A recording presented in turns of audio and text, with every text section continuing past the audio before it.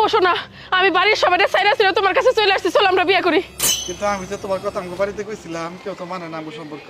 কার এত বড় সাহস, কে মানে না? আমার বউ বললাম কেউই না। দুষ্ট কোকিল।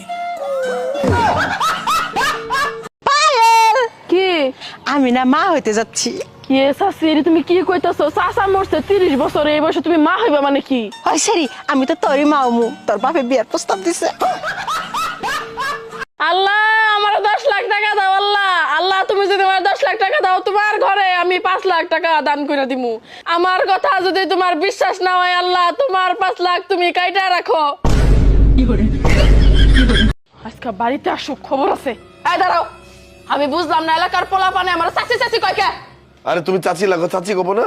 চাচি মানে আমার তো এলাকার পোলা পানের ভাবি হওয়ার কথা। আমি কি এলাকার পোলাপান গুলোকে চলি নাকি? আমি এখন বাপ গুলোকে চলি। চাচি, তোমার কি প্রেমের বিয়া নাকি পারিবারিক ভাবে বিয়া?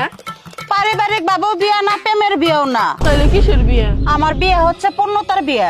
মানে তোর চাচার সাথে বাঁশ বাগানে ধরা খাইছিলাম, এলাকার পোলাপন মিলে জোর করে বিয়ে দিয়ে দিচ্ছে। আমার ভালোবাসা পূর্ণতা পাইছে। এই যে চাচি, এখানে 5,000 টাকা আছে, এটা রাখুন আর ভিক্ষা বাদ দিন, ভালো একটা ব্যবসা করুন। শোনো মা, তুমি খালি একটা চশমা লাগাই আমার পিছে খাড়াই থাকবা, আমি মাসে তোমার 8,000 টাকা বেতন দিব। হায় হায় হয়ে